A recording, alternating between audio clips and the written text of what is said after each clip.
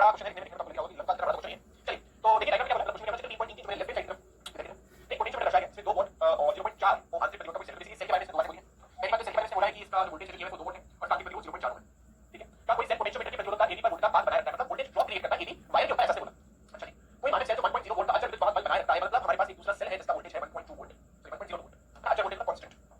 ठीक है ना। कोई माने सेल जो 1.02 वोल्ट का अचल विद्युत वाहक बल बनाए रखता है कुछ मिली एम्पीयर की बहुत सामान्य धाराओं की तार पर 67.3 सेंटीमीटर लंबाई का संतुलित बिंदु देता है, 67.3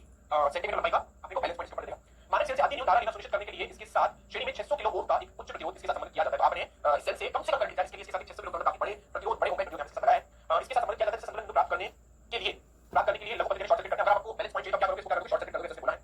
इसके बाद मानक सेल के अज्ञात विद्युत वाहक बल ईएमएफ के सेल से सॉरी इसके बाद मानक सेल को किसी अज्ञात विद्युत वाहक बल ई के सेल से प्रतिस्थापित किया जाता है, जिससे संतुलन बिंदु 82.3 सेंटीमीटर प्राप्त होता है। ई का मान क्या है और 600 किलो ओम के उच्च प्रतिरोध को लगाने के लिए क्या प्रयोग होता है, तो मैं एग्जांपल आपको स्क्रीन कर देता हूं। सबसे पहले हमारे पास एक सेल है जिसका ईएमएफ हमने रखा है 2 वोल्ट, इसमें आपको लेना है ये यूज नहीं है और फिर रखा है इसका बुनियादी प्रतिरोध है,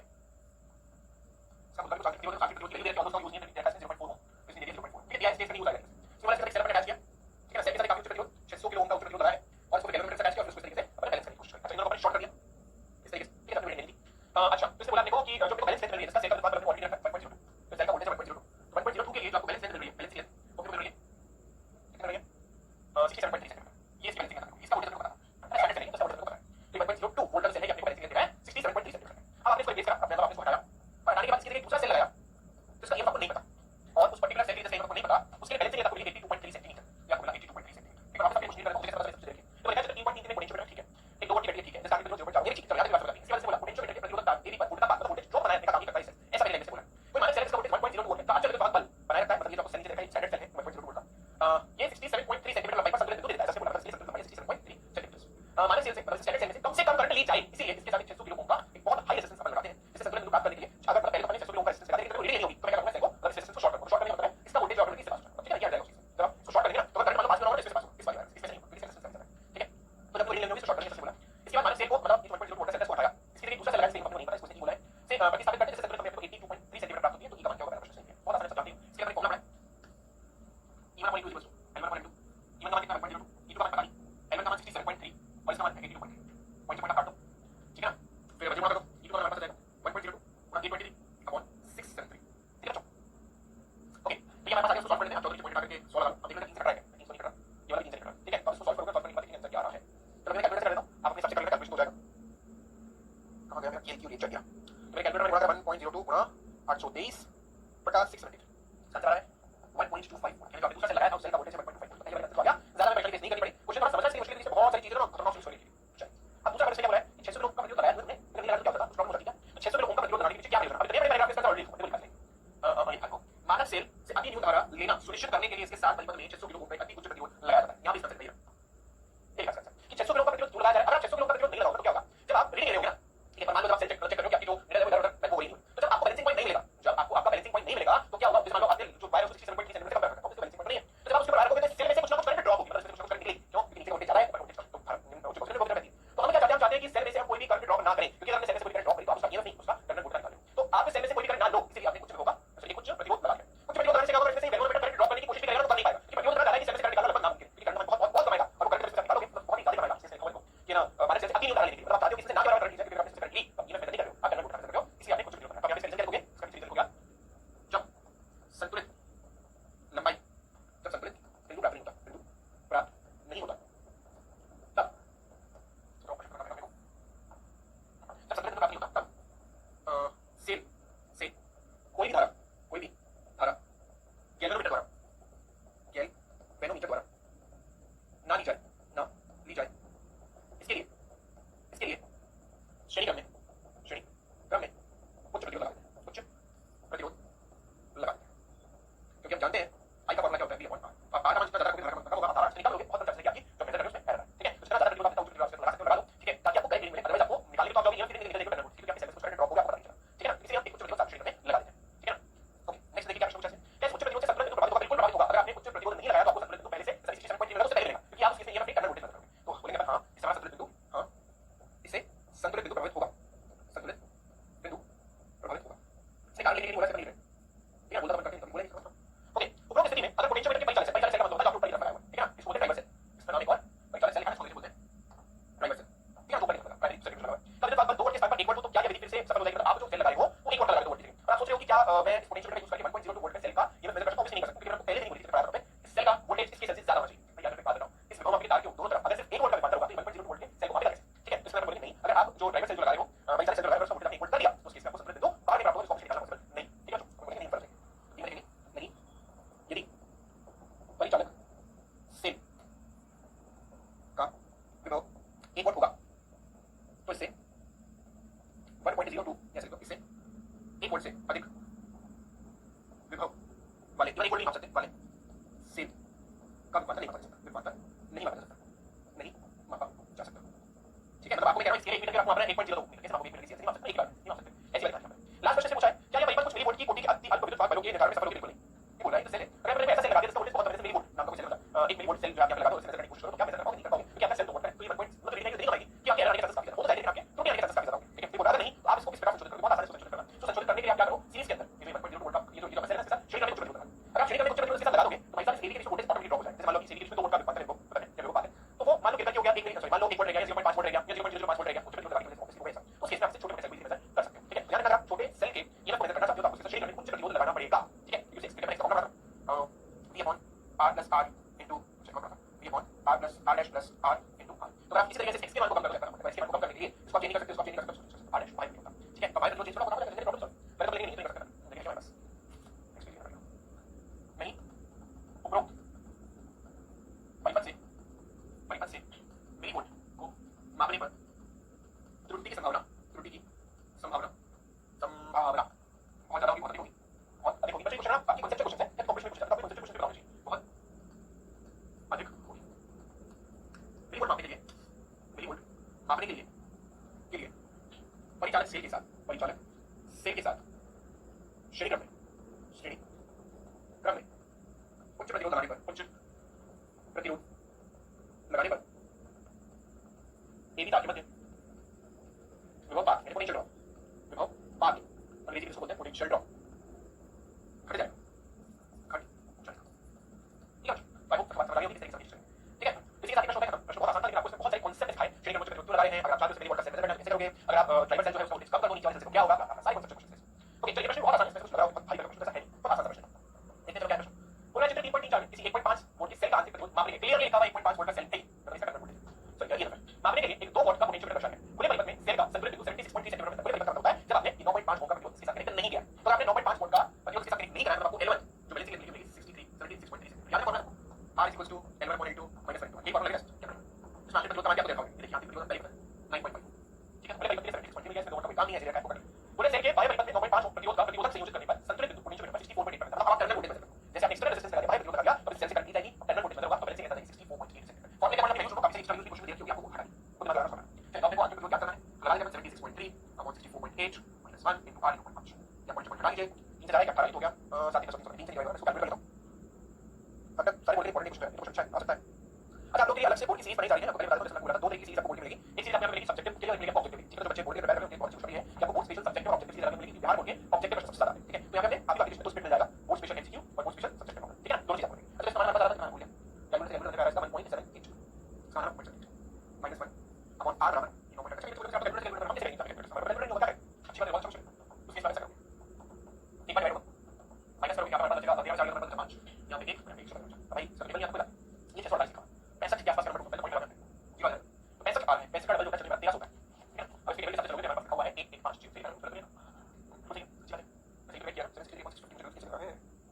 648 और 763 सही है। ओके, तो हमारे पास आया बन थोड़ा टेबल के आसपास खेलते हैं, तो ठीक है बोलो 6 6 में 115 के आसपास है ना, तो हम 6 बराबर 6 के आसपास है तो बराबर या तो कैलकुलेटर से 64.8 है 763 अच्छा 1.8 तो कुछ तो कर दिया ना 1.8 आ रहा है। तो मैं एक बार 628 बराबर ठीक है ना, प्लस माइनस करोगे, माइनस करने में हमारे पास जाएगा 2 0 और यहाँ पे हमारे पास हो गया 5 0 आप प्लस मार आपको तो 6 करेंगे, मैं 6.5 करूंगा 6.5 नहीं होता 13 13 होता 26 26 नहीं होता 48 सॉरी 52 और 52 को वापस क्या बोलते हैं वो कर दो मतलब क्या करेंगे 6 कर दो चेक चेंज मैच 48 लगभग आप कैसे करोगे, 6 कर दो ना 6 48 50 बराबर सोचो लगभग आपको आ जाएगा 1.85 ऐसा करोगे एग्जाम। ठीक है, माइनस करने के बाद हमारे पास है 0.18 इसको गुणा करना 9.5 से 18 का होगा 18 का 18 9 0 सॉरी 18 90 18 कितना होता है 162 162 162 और 9 के 112 वहीं हमारे पास 1 2 3 0 उत्तर हमारे पास 1.7 ओके कितना आता है तो आगे तो क्या होता है टू मच। सर क्वेश्चन बेटा जो 14वां क्वेश्चन है और जो 17वां क्वेश्चन है वो काम का नहीं है, 11वां प्रश्न आपका 50 आपको करवाऊंगा, डोंट वरी मैं न्यूज़ स्टूडेंट का मैंने स्टडी बता रखी वीडियो देख लो, क्या बात करनी है सब्जेक्टिव टेस्ट चैप्टर 2 का करवाएंगे, चैप्टर नंबर 0 का सब्जेक्टिव टेस्ट चल गया, हम 1.69 1.9 निकाल रहा है सॉफ्ट कॉपी और कैसे जान लोगे। चलिए चलिए आगे, हमें बात थोड़ी सी अब जो है ना पहला एग्जांपल है, लेकिन भाई साहब बहुत बड़ा एग्जांपल है, मतलब खतरनाक क्वेश्चन है, बहुत ही बड़ा क्वेश्चन, बोलिए पॉइंट ऑफ व्यू से इंपॉर्टेंट नहीं है, नॉट इंपॉर्टेंट फॉर लेकिन क्योंकि है सिलेबस में तो कराना मेरा धर्म है। ठीक है, तो देखो प्रश्न क्या है, 1 × 10⁻⁷ मीटर स्क्वायर अनुप्रस्थ काट क्षेत्रफल वाला तांबे का तार, ये हमारे तांबे का तार है, इस तांबे के तार का अनुप्रस्थ काट क्षेत्रफल हमें दे रखा है और ये देखा है टेनिस बॉल से, तो बनता कोई लॉजिक है नहीं। ठीक है, इसमें धारा है, इसमें करंट वाले तो इसमें करंट बह रहा है 1.5 एम्पीयर का। ठीक है, इसमें चालक इलेक्ट्रॉनों का औसत चार्ज की गणना की, जैसे समझना औसत प्रवाह की गणना की, जैसे वी का कैलकुलेशन पूछना चाहता है। अब जैसे इसने वी पूछा तो वी के दो फॉर्मूले पड़े हुए, एक बड़ा है ई टाउ ई 1 एम, दूसरा फॉर्मूला आता है हमारे पास I = NE वाला, ये दो मिल गया था इन दो में। अब भाई प्रश्न में पहली बात बोली अनुप्रस्थ काट क्षेत्रफल धारा है, तो इसका मतलब फर्स्ट वाला फॉर्मूला इसमें एप्लीकेबल नहीं, हमें दूसरा फॉर्मूला करना है। जैसे मुझे पता लगे कि दूसरा फॉर्मूला लगने वाला है तो चीज नहीं पड़ी, जैसे मेरे को प्रश्न में आइडिया ठीक है प्रश्न के लिए बहुत अच्छी बात है, ये मैं जानता हूं कि 1.6 वाला सीधा मैंने होता है। एक बड़ी चीज क्या है कि n होता था एकांक आयतन में इलेक्ट्रॉनों की संख्या, एकांक आयतन में इलेक्ट्रॉन, एक बार कितने इलेक्ट्रॉन की संख्या होती है। चलिए इतना निकल मान लेते हैं कि तांबे का प्रत्येक परमाणु धारा के प्रभाव में एक चालक इलेक्ट्रॉनों का योगदान करता है, मतलब अगर इस तांबे के अंदर 1 करोड़ परमाणु हैं तो इसमें 1 करोड़ इलेक्ट्रॉन, अगर इस तांबे के तार के अंदर 1 लाख परमाणु में 1 लाख तांबे के परमाणु में से तार है तो इसमें 1 लाख मुक्त इलेक्ट्रॉन। तो इसमें साफ साफ लिखा है कि तांबे का प्रत्येक परमाणु धारा के प्रभाव में एक चालक इलेक्ट्रॉन का योगदान दे सकता है, जितने परमाणु होंगे उतने इलेक्ट्रॉन मुक्त इलेक्ट्रॉन। तांबे का घनत्व 9 × 10⁻³ kg/मीटर क्यूब है, घनत्व हमने देखा, घनत्व को चलो लिखते हैं डी बोलते हैं डेंसिटी घनत्व, ये घनत्व रेखा से घनत्व को बताना है, तो डेंसिटी रखिए ये कितनी 9 × 10⁻³ kg/मीटर। इसका परमाणु द्रव्यमान 63.5 है, इसका परमाणु द्रव्यमान का मोलर मास 63.5 युवा युवा होता है, डायरेक्ट लिख सकते हो, युवा को डायरेक्ट लिख सकते हो, मोलर मास कितना होता है 63.5 × 10⁻³ किलो kg होता है। ठीक है, तो बेसिकली हमारे सबसे डिफिकल्ट चीज निकालना है, आई पता है, ई पता है, ए पता है, बी निकालने की कुल मिला के चाहिए होगा इसमें n होता है एकांक इलेक्ट्रॉन, एकांक आयतन में इलेक्ट्रॉन की संख्या। प्रश्न ने बोला है हर परमाणु एक इलेक्ट्रॉन दे सकता है, तो अगर मैं परमाणु की संख्या निकाल लूं तो मुझे इलेक्ट्रॉन की संख्या क्या बोलते हैं, मैं बोला अगर मैं परमाणु की संख्या निकाल लूं तो मुझे इलेक्ट्रॉन की संख्या मिलेगी। ठीक है, तो मुझे क्या निकालना है, परमाणु की संख्या निकालनी है, थोड़ा कंसंट्रेट करना है। हम क्या बोलेंगे, अगर मैं एकांक आयतन में परमाणु की संख्या निकाल लूं तो वो एकांक आयतन में इलेक्ट्रॉनों की संख्या के बराबर होगी, क्योंकि मुझे बोला एक परमाणु इलेक्ट्रॉन देगा, यानी जो n के बराबर है। निकालने के लिए मुझे एकांक आयतन में परमाणु, एकांक आयतन मतलब होता है 1 मीटर क्यूब में इलेक्ट्रॉन, 1 मीटर क्यूब में परमाणु की संख्या। ठीक है, कैसे देखते हैं इसलिए बहुत समझ लगता है। हमें इसने घनत्व दिया है 9 × 10⁻³ kg/मीटर, इसका घनत्व है, इसका घनत्व है 9 × 10⁻³ kg/मीटर। इसका मतलब क्या है, इसका मतलब है 1 मीटर क्यूब का द्रव्यमान जो है, मतलब 1 मीटर क्यूब का टुकड़ा लिया कॉपर का, ठीक है, छोटा सा क्यूब लिया, 1 मीटर क्यूब का 1 kg साइज उसका द्रव्यमान 9 × 10⁻³ किलो, 1 मीटर क्यूब का। तो इसी तरीके से अगर मैं इस 1 मीटर क्यूब के ब्लॉक में परमाणुओं की संख्या निकालूं तो क्या हो जाएगा, क्या बोलते हैं, अगर मैं इस 1 मीटर क्यूब मतलब द्रव्यमान पता चल गया मुझे इसमें परमाणु की संख्या निकालनी है, इस चीज क्योंकि 1 मीटर क्यूब परमाणु 1 मीटर क्यूब परमाणु की संख्या थी, तो 1 मीटर क्यूब परमाणु के पास है 9 × 3 9,000 किलो, तांबा के पास है तो उसमें कितने इलेक्ट्रॉन होंगे, सॉरी कितने परमाणु होंगे पता करना है। ठीक है, परमाणु पता करना है तो अपन यहां पर सबसे पहले निकालते हैं मोलर, ये मोलर की संख्या सबको, परमाणु की संख्या कैसे निकलती, यानी क्या परमाणु की संख्या कैसे निकालते हैं, परमाणु की संख्या निकालने का फॉर्मूला होता है मोलर, ये मोलर की संख्या गुणा अवगाद्रो संख्या, गुणा अवोगाद्रो संख्या। ठीक है, अवगाद्रो संख्या तो सबको पता है, फिर से बोलो 6.0 × 10⁻³ होती है, देखो 6 लिखते हैं हां। मोलर की संख्या निकालने का फॉर्मूला होता है, दिया गया द्रव्यमान मोलर, देखो तो फॉर्मूला आपको क्या लिख के रखता हूं, दिया गया द्रव्यमान अपॉन मोलर, अभी फॉर्मूला कहां से है, इसका पता होना चाहिए, किसी आप सब है ना, मतलब बाकी क्लास में तो होना चाहिए, क्लास हो सकता है। चलो जैसे मैंने आपको बोला कि भाई ना 1 किलो, एक जो 1 दर्जन केले है उनका द्रव्यमान है 5 किलो, मैं चला गया 1 दर्जन किलो का द्रव्यमान है 2 किलो, 1 दर्जन का मतलब 12 किलो, का द्रव्यमान है 2 किलो, मैं सोच रहा हूं आपका 5 किलो किलो में 5 किलो किलो में किलो की संख्या कितनी, अगर 2 किलो केले में 1 दर्जन केले 2 किलो के द्रव्यमान के बराबर है, तो 5 किलो में कितने केले, किलो की संख्या कितनी, 5 किलो बांट के मान लीजिए, ठीक है सर, केले बताओ मैं बेटा पूछ रहा हूं 10 दर्जन खा जाएंगे, 2 किलो में 1 दर्जन होता है, मतलब आपने 12 केले तो 2 किलो, बताओ 34, ठीक है, थोड़ा सोचो, गलत बताया आपने 7, गोली मारो, पक्का मारो, कुछ बच्चों से बता रहे हैं, आंसर निकालो क्या चाहिए, चलो इसका आंसर 30 केले,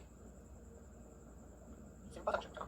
पहले आप देखोगे 5 किलो केले में कितने दर्जन केले हैं, तो 5 किलो केले में दर्जन से निकालो, मान लो मेरे पास 2.5 दर्जन केले हैं, मैंने आपको बोला ना 2 किलो में 1 दर्जन केले आते हैं, तो 2.5 किलो 5 किलो में 2 दर्जन केले आएंगे, अब 1 दर्जन के अंदर 12 केले, 2.5 दर्जन में ऑब्वियसली 30 केले आएंगे,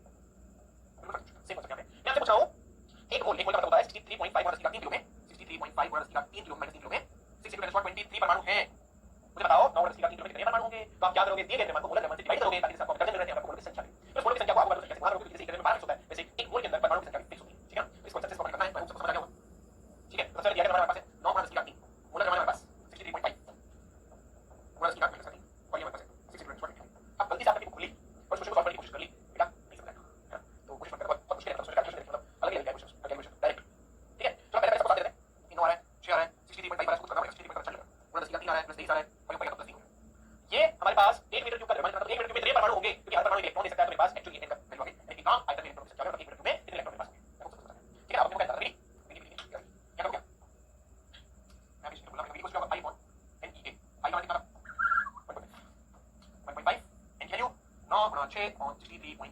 10 की घात 29, ये 8.6 गुणा 10 की घात -19 और इसके बाद 10 की घात -7 10 की घात -7 बस सॉल्व कर दो 63.5 को ऊपर चला जाएगा 63.5 गुणा 1.5 अपॉन 9 गुणा 6 गुणा 1.6 गुणा 10 की घात माइनस का माइनस का 7 कर लो आपके पास आएगा -26 29 और -26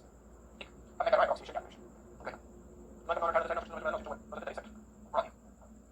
7 कर लो पूरा 10 की घात सॉल्व कर लो ऊपर माइनस कर ये वाली मीटर पर सेकंड सॉल्व कर लो आ जाएगा 6 कम 6 6 कम 6 चलो ये तो पढ़ा हमने ये तो पढ़ा था भाई साहब जो इलेक्ट्रॉन का बॉडी होता है 1.1 10 की घात -3 का मतलब होता है मिलीमीटर इलेक्ट्रॉन का बॉडी होता है 1 मिलीमीटर पर सेकंड यहां पर मेरे पास इलेक्ट्रॉन का बॉडी है 1.11 मिलीमीटर पर सेकंड आई सबको बताया अप्रोक्सीमेशन कैलकुलेट कर सकते हैं ठीक है आपके सामने प्रैक्टिकली अप्रोक्सीमेटली ऊपर से आगे बताते हैं प्रश्न में ए आई तो सबको बताता हूं स्ट्रेट फॉरवर्ड है ये सब जानते हो 1.1 10 की घात -3 अब प्रश्न ने बोला जितने इसमें परमाणु उतने इसमें इलेक्ट्रॉन अगर इसमें 1 लाख परमाणु 1 लाख इलेक्ट्रॉन इसमें 2 करोड़ परमाणु 2 करोड़ इलेक्ट्रॉन की हर परमाणु एक इलेक्ट्रॉन दे सकता है ऐसा और आलोचना ने हमको बोला बोला कि मान लीजिए तांबे का प्रत्येक परमाणु हर इलेक्ट्रॉन में 1 इलेक्ट्रॉन योगदान करता है हर परमाणु हर जैसे हमने पॉलीमर लेते हैं हर जो बना हुआ इलेक्ट्रॉन योगदान करता है अब प्रॉब्लम क्या है प्रॉब्लम ये है कि मैं परमाणु की संख्या कैसे तो अगर बेसिकली मुझे परमाणु की संख्या मिल जाए तो इलेक्ट्रॉन की संख्या मिल जाएगी बट मुझे तो एकांक आयतन होता है 1 मीटर क्यूब तो 1 मीटर क्यूब का मुझे परमाणु की संख्या मिल जाए 1 मीटर क्यूब मुझे इलेक्ट्रॉन मिल जाएगी 1 मीटर क्यूब परमाणु की संख्या मैंने को दिया हुआ गलत तो मेरा मतलब हुआ गलत तो मतलब क्या है फॉर्मूला पढ़ो इसका मतलब 1 मीटर क्यूब का मतलब 14 मतलब मैंने एक तांबे का ब्लॉक लिया जिसका आयतन 1 मीटर क्यूब है 1 मीटर क्यूब इतना बड़ा साइज का मैंने लिया इतना बड़ा उसका नंबर 9 चाहती हूँ तो 1 मीटर क्यूब का मतलब पर मुझे 1 मीटर क्यूब में इलेक्ट्रॉन परमाणु की संख्या निकालनी तो मैंने इसका फॉर्मूला यूज किया दिया गया नंबर बोला परमाणु ऐसे मुझे परमाणु की संख्या मिलेगी 1 मीटर क्यूब में कितने परमाणु आएंगे उस एक 9000 किलो के ब्लॉक में कितने परमाणु 9000 ब्लॉक में 9000 किलो के ब्लॉक में कितने परमाणु और हर परमाणु इलेक्ट्रॉन देगा इसलिए ये वाला क्यूब अपन ये पता है 1 मीटर क्यूब में कितना होगा तो एक आयतन की बात एक आयतन में कितने परमाणु होंगे और कितने इलेक्ट्रॉन होंगे फिर मतलब केमिस्ट्री के निकाल ठीक है अप्रोक्सीमेट करके 60 पॉइंट ऊपर चला गया 9 6 9 से 30 काट के 1.5 दिया 1.6 1.5 अप्रोक्सीमेट काट के ठीक है उसके बाद मेरे ऊपर 7 6 7 1.5 लिखा ओवर ठीक है ठीक है ये सबको क्या क्वेश्चन को चलिए अब चलते हैं थोड़ा सा टेक्निकल प्रश्न आगे आता है बस वो ये पहला एग्जांपल था एनसीईआरटी वाला पता नहीं क्या सोच के किससे क्या आगे एग्जांपल पहले एग्जांपल लगा तो बहुत बाकी सब आसान है चलिए ये थ्योरेटिकल प्रश्न उदाहरण 3.1 में कुछ एम्पीयर धारा के परिसर में किसी इलेक्ट्रॉन के अफवाह के बल देखो जब पहले एग्जांपल किया था उसमें इलेक्ट्रॉन का अफवाह हमें मात्र 1 मिलीमीटर पर सेकंड में 1.1 लगा ठीक है हमसे क्लोज हुआ आप देखिए तब बंद परिपथ करते ही लगभग उसी क्षण धारा के साथ साबित होता है कि एक इलेक्ट्रॉन 1 सेकंड में मात्र 1 मिलीमीटर की दूरी तय कर सकता है ना किसी को छोटी साइड में होगी तो 1 सेकंड स्विच ऑन करते एकदम से कैसे बात करता है बंद करके यूज करता है स्विच ऑन कर ऐसा ऐसा क्या हो गया इसकी वजह से एकदम से जो है धारा राइट हो गई धारा साबित हो गई कि इलेक्ट्रॉन जो है वो तो 1 मिलीमीटर पर सेकंड की चलता है 1 सेकंड में इलेक्ट्रॉन पर चलता है तो ऐसा तो मैं आपको बता रहा हूं कि आपके चालक में आप ऐसा सोचो 1 इलेक्ट्रॉन को बहुत सारे इलेक्ट्रॉन जैसे आप स्विच ऑन करते हो जैसे आप बंद करते हो सारे इलेक्ट्रॉन लाइन हो जाती है दिशा में जाते हैं वो घूमना स्टार्ट करते हैं इलेक्ट्रॉन स्लो घूमने लेकिन बढ़िया डायरेक्शन में घूमना स्टार्ट करते हैं ठीक चालक में इलेक्ट्रॉन नहीं होता आप जो स्विच दबाओगे इलेक्ट्रॉन जाएगा धीरे धीरे धीरे धीरे धीरे तार से होकर के आपके क्या बोलते हैं बल्ब में जाएगा फिर बल्ब को चलाएगा फिर वापस आएगा फिर लेके अपना पावर लेके ऊपर एक इलेक्ट्रॉन बहुत सारे इलेक्ट्रॉन इसकी वजह से करेंगे क्योंकि एक चालक में एक इलेक्ट्रॉन नहीं एक चालक में एक बहुत सारे इलेक्ट्रॉन होते हैं बहुत सारे इलेक्ट्रॉन होते हैं स्विच ऑन करने पर स्विच ऑन करने पर चालक के सिरों पर विद्युत क्षेत्र आरोपित हो जाता है विद्युत क्षेत्र आरोपित हो जाता है फलस्वरूप सारे इलेक्ट्रॉन एक ही दिशा में निकलते हैं फलस्वरूप सभी इलेक्ट्रॉन एक ही दिशा में निकलते हैं एक ही दिशा में ठीक है इसका मतलब इलेक्ट्रॉन का इलेक्ट्रॉन पर जाएगा ओके गाइस सबको क्लियर होगा इस तरह आपको पहले बता दिया था एक और क्वेश्चन से किसी चालक के अंदर इलेक्ट्रॉन अथवा विद्युत क्षेत्र में इलेक्ट्रॉन द्वारा अनुभव किए गए बल के कारण होता है इलेक्ट्रॉन जो है वो विद्युत क्षेत्र के विपरीत क्यों है क्या बल को कि वो क्या विद्युत क्षेत्र के अपोजिट डायरेक्शन में अववाहित होता है इससे हमें ये पता चलता है कि इलेक्ट्रॉन जो होता है वो विद्युत धारा के विपरीत दिशा में गति करता है क्योंकि धारा एक्चुअली इलेक्ट्रिक डायरेक्शन में गति करती है समान वर्ष से तो जो इलेक्ट्रॉन है हमेशा वो इलेक्ट्रिक फील्ड के अपोजिट डायरेक्शन में गति करने वाला है ना विद्युत क्षेत्र के विपरीत दिशा में गति करने वाला है इसलिए हमारी धारा हमेशा इलेक्ट्रॉन का अपोजिट डायरेक्शन होगी ठीक है ये बोलते हैं ये जो इलेक्ट्रॉन है ठीक है उसको विद्युत क्षेत्र से बल लगा हुआ है इसको गति कर रहा है तो किसी चालक के अंदर इसकी भाषा समझना थोड़ा मुश्किल है बस किसी चालक के अंदर इलेक्ट्रॉन अथवा मतलब इलेक्ट्रॉन का पर्टिकुलर डायरेक्शन में गति करना विद्युत क्षेत्र में इलेक्ट्रॉन द्वारा अनुभव किए गए बल के कारण होता है इलेक्ट्रॉन का अफवाह होता है कि विद्युत क्षेत्र उसके ऊपर क्या लगाता है बल लगाता है क्यों जानते हैं पढ़ा है अभी इसको पढ़ा था माइनस का e वेक्टर है ना ये बल पढ़ा ये बोल रहा है लेकिन बल द्वारा त्वरण उत्पन्न चाहिए मैंने आपको बोला था कि यहां से त्वरण निकालोगे तो ये वेक्टर पड़ता है माइनस का e वेक्टर पहुंच गया तो इस बल से त्वरण उत्पन्न होना चाहिए लेकिन तब इलेक्ट्रॉन अपरिवर्ती औसत अफवाह वेग क्यों लेते हैं तो उसके अगर एक्सेलरेशन रिड्यूस हो रहा है त्वरण रिड्यूस हो रहा है तो इलेक्ट्रॉन एक्सेलरेट क्यों हो रहा है हम ऐसा क्यों बोलेंगे इलेक्ट्रॉन सिर्फ 1 मिलीमीटर पर सेकंड की स्पीड से चलेगा इसी ऐसा मतलब ऑन एवरेज स्पीड से चलेगा हम क्यों बोलेंगे जो वेग एक्सेलरेट होना चाहिए 5 6 2 3 4 5 6 7 8 क्यों जब आप बोलेंगे त्वरण उत्पन्न हो रहा है बल की वजह से त्वरण उत्पन्न हो रहा है तो फिर इलेक्ट्रॉन का वेग क्यों नहीं बढ़ रहा वो इससे क्यों है इसमें ये पूछा है तब इलेक्ट्रॉन अपरिवर्ती मतलब जो चेंज होगा औसत अफवाह वेग क्यों प्राप्त कर लेता है उसी स्थिति को लेकर इसे मैं आपको बताता हूं क्योंकि जब इलेक्ट्रॉन एक पॉइंट से दूसरे पॉइंट तक जाता है तो उसके बीच में वो बहुत सारी टक्कर करता है ठीक है जब इलेक्ट्रॉन एक्सेलरेट होता है त्वरित होता है तो फिर उसमें स्ट्रेच करता है जैसे स्ट्रेच करता है तो उसका बीच फिर वापस उसको अपना वेग गेन करने में कोई एग्जांपल आपको दिया बहुत सारे रोड पे गाड़ी चलाते हो स्पीड से गाड़ी चलाते हो फिर खड़े होते हो फिर खड़े होते हो फिर वापस गाड़ी को एक्सेलरेट करते हो फिर वापस गाड़ी को चलाते हो फिर वापस गाड़ी चलाते हो मतलब बेसिकली आप घर से स्टेशन तक गए आपने गाड़ी को एक्सेलरेट किया होगा लेकिन आपको भीड़ मिली होगी फिर आपको गाड़ी रोकनी पड़ी होगी तो और आपको पता है कि मैं अपनी गाड़ी से 25 किलोमीटर की गाड़ी चला रहा है 30 से 40 से लगा अब कौन सी स्पीड से आपको गाड़ी एक्सेलरेट करते गाड़ी से गाड़ी को एक्सेलरेट किया फिर आपको पहुंचे पता है कि बोल रहा है 20 की स्पीड से क्यों आपने गाड़ी कौन सी स्पीड में चलाई आपको कहीं रोकनी पड़ी थी कहीं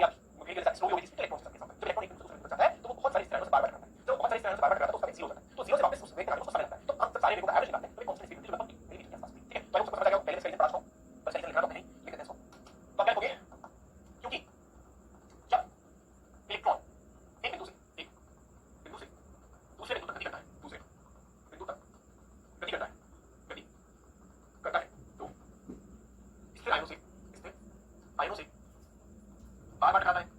बार बार टकराता है, जिससे उसकी गति ऊर्जा, उसकी गति ऊर्जा का हासिल होता है, का हासिल होता है। फलस्वरूप इसका वेग, इसका अगवा वेग लगभग नहीं करता है, अगवा वेग लगभग नहीं करता है, गतिज लगभग नहीं करता है। ठीक है, हम उसको बात समझ आ गई होगी। तो जैसे गाड़ी चलाते हैं वैसे यहाँ पर सेम कॉन्सेप्ट। तो लास्ट क्वेश्चन क्या बोला, यदि इलेक्ट्रॉन का अगवा वेग इतना कम है तो इलेक्ट्रॉन का आवेश भी कम है, तो फिर किसी चालक में हम अधिक मात्रा में आवेश प्राप्त कर लेते हैं। किसी बात है बोले इलेक्ट्रॉन का वेग 1 मिलीमीटर पर सेकंड, सारे इलेक्ट्रॉन के पास 1.6 × 10 गुना आवेश मतलब चल ही रहा है, एक्चुअली स्पीड से चल रहा है, बेचारे के पास आवेश भी बहुत कम है, तो फिर आपको चालक में तेज आवेश प्राप्त हो जाती है, 1 एम्पीयर 2 एम्पीयर 5 एम्पीयर, तो ये तो थोड़ी प्रॉब्लम होती है। जैसे आपको सबको पता है 1 कूलम आवेश के अंदर 6.25 × 10 इलेक्ट्रॉन होते हैं। ठीक है, तो अगर 1 एम्पीयर आपको बहुत सारे इलेक्ट्रॉन बहुत तेज है, आपसे बोला है कि 1 इलेक्ट्रॉन है उसका आवेश इतना, उसके पास आवेश इतना, चालक में इतनी धारा चलती है, तो ऑब्वियसली बात है चालक में इलेक्ट्रॉन बहुत सारे इलेक्ट्रॉन है। नीचे भी एक एग्जांपल दे रहा कि मैं 1 मीटर क्यूब में 3 इलेक्ट्रॉन है, तो इतने सारे परमाणु परमाणु इलेक्ट्रॉन निकलेंगे, इसका मतलब चालक में वास्तव में इलेक्ट्रॉन होने की कोशिश करें, क्योंकि चालक में बहुत सारे इलेक्ट्रॉन होते हैं या बड़ी संख्या में इलेक्ट्रॉन होते हैं, बड़ी संख्या में मुक्त इलेक्ट्रॉन होते हैं, मुक्त इलेक्ट्रॉन होते हैं। इन सभी के कारण धारा प्राप्त होती है। बेटा वही बात हुई कि एक चीज आपको कुछ नहीं कर सकते, एक चीज को आप ऐसे भी कुछ लोग हाथ से मचा दोगे, लेकिन अगर ऐसी 1 लाख चीजें आप क्या कर दोगे, तो आप चीजें का बाहर लेके आप सोच नहीं सकते, सुधार दिया बॉडी में काट काट के दे सकते। ठीक है, यहाँ पे सेम वो है, इलेक्ट्रॉन जब छोटा है उसके पास वेग बहुत कम जाएगा, उसके पास आवेश भी बहुत कम, तो इतनी बड़ी आवेश पड़ेगा कि आवेश को इलेक्ट्रॉन में बहुत सारे इलेक्ट्रॉन आएंगे, बता दो क्या होती है। ठीक है, बिल्कुल बेटा एग्जाम जाते हैं किसी बात कर रहे हो, ये छोटे छोटे प्रश्न आ सकते हैं, इसलिए कहा ठीक है, छोटे प्रश्न आने के चांसेस होते हैं, कॉन्सेप्चुअल क्वेश्चन है। देखो एग्जाम में आना अलग बात है, आप सोच रहे हो कि नॉलेज नहीं होगी, ठीक है, आप कोई चीज जानते हो नहीं कह सकते हो, फिजिक्स की एक अच्छी बात है, फिजिक्स की अच्छी बात है, फिजिक्स मैथ्स प्रैक्टिस करते हैं, वो फिजिक्स प्रैक्टिस होता है, फिजिक्स केमिस्ट्री थ्योरी भी चलती है, मैथमेटिक्स भी चलती है, थोड़ी मैथमेटिक्स होता है, लेकिन फिजिक्स में सब चलता है, थ्योरी आएगी, मैथमेटिक्स आएगी, रेडिएशन आएगा, और थ्योरी पढ़ने से आपके कॉन्सेप्ट क्लियर होंगे, डेरिवेशन का प्रैक्टिकल सीख लोगे, कैसे ऐसा होगा, वैसे कैलकुलेशन कैसे चीजें निकाल सकते हैं, लेकिन थ्योरी से आपके कॉन्सेप्ट क्लियर होते हैं, ऐसे कॉन्सेप्ट क्वेश्चन बहुत अच्छे मुझे कॉन्सेप्ट पसंद है, क्योंकि हमारे बहुत सारे दिमाग में जो चीजें चलती रहती हैं, ऐसा क्यों होता है, ऐसा क्यों होता है, ऐसा क्यों होता है, ये कॉन्सेप्ट क्वेश्चन को वेरीफाई करते हैं। ठीक है, नेक्स्ट क्वेश्चन को बता सकते हैं, बहुत बड़ा हुआ है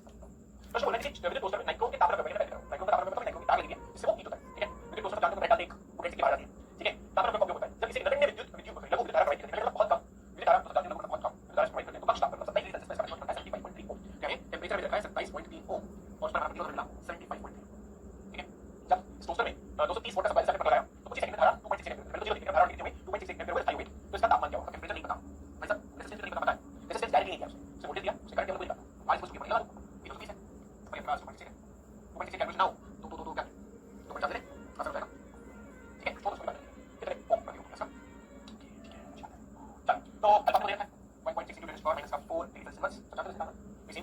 R2 = R1 1 plus alpha into 30, ये हमारा R2 का आपको दिखाया यहाँ पे 23 22 है, R1 75.3 है, 1 plus alpha alpha 1.7 into 10 power minus 4 है, ये तो पता नहीं, ये 27 है, सॉल्व करना होगा। ठीक है जी, चलो करते हैं, देखते हैं आगे। तो मैंने आपको कॉन्सेप्ट सिखाया है, ये मैं पता है कोई कैलकुलेशन जो करता हूं, जब मैं कोई कैलकुलेशन करने के पीछे नहीं मोटिव होता है, आपको एग्जाम में समझ आएगा कैलकुलेशन यूज कैसे करना है, तो फाइनल रिजल्ट कैसे पहुंचे, फॉर्मूले में सब कुछ करवा के उसको आप एक्सप्लेन मैं क्यों कर रहा हूं, ताकि आपको पता चले एग्जाम कैलकुलेशन कैसे यूज करोगे, फिर मैं एक्सप्लेन करूंगा तो पागल हो जाओगे, ऐसे बोलने में नहीं है, वो सिंपल डेटा को मैनिपुलेट करते हैं, ये कुछ सिंपल है। ठीक है, जैसे कि पीछे की क्वेश्चन, लेकिन आगे मैं करूंगा, करना पड़ेगा उसमें थोड़ा समझने, तो हमारे पास 23 वाला नीचे हमारे पास 27.7 यहां पे आ रहा है, काम करो सुनिए का 75.3 सुनिए और 75.3 की वजह से 75 लिखा उसको, है ना, ये लगे कुछ अप्रोक्सीमेशन लगा दिया 1 plus 1.4 into 10 power minus 7 4 ये तो पता नहीं, ये बस ठीक है। चलो अच्छा 25 का 25 50 50 25 का 25 नहीं जाएगा, 25 25 का 25, ठीक है, 25 का 5 50 92, ठीक है, और दूसरा रखा चलो 92 और हमारे पास 81 ये -1 1.4 into 10 power minus 4 82 21, तो 92 -81 अपॉन 81 बराबर 0.4 4 82 27 सॉल्व कर लो 11 1 गुणा में 82 27 4 बचा गया, पॉइंट आउट लगाओ 110 गुणा 10 का 4 81 into 14 plus 27। ठीक है, इसका बढ़िया इसका क्या करो, ठीक है, इसमें थोड़ी कुल करो मेहनत 847 डिग्री सेल्सियस। चलो चेक कर लेते हैं, एग्जाम नहीं है तो छोड़ आदर पता है एग्जाम से करना होगा, तो इनके कैलकुलेशन नहीं हो तो प्रॉब्लम वाली बात है कि इस फॉर्मूला को करना। ठीक है, यार मेरे पास 1 2 3 4 9 70 प्लस 27 कर लो 997 पर कितना डिग्री सेल्सियस है, बच्चे में बता सकता था इसी ने तो बताया था, कहां गया किसने तो बता 4847 आई श्योर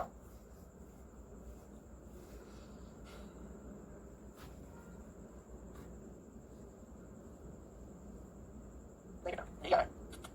937 आ सकता है उससे 147 नहीं होगा, तो क्या करी पहले देखो पीछे रखे 2.6 को चलना, ठीक है 230 सही रखा है, 70.3 था उसको नीचे निकले निकले निकले 25 25 225 5 50 चलने का 92 आया, 81 27 से 81 होता है, 92 में से माइनस करा 110 हुआ 1.4 नीचे आया 1. अच्छा ये वाला क्या रखा है, क्या रखा है ये 1.7 था, यहां तक आके 1.4 हो गया, तो हो गया इसलिए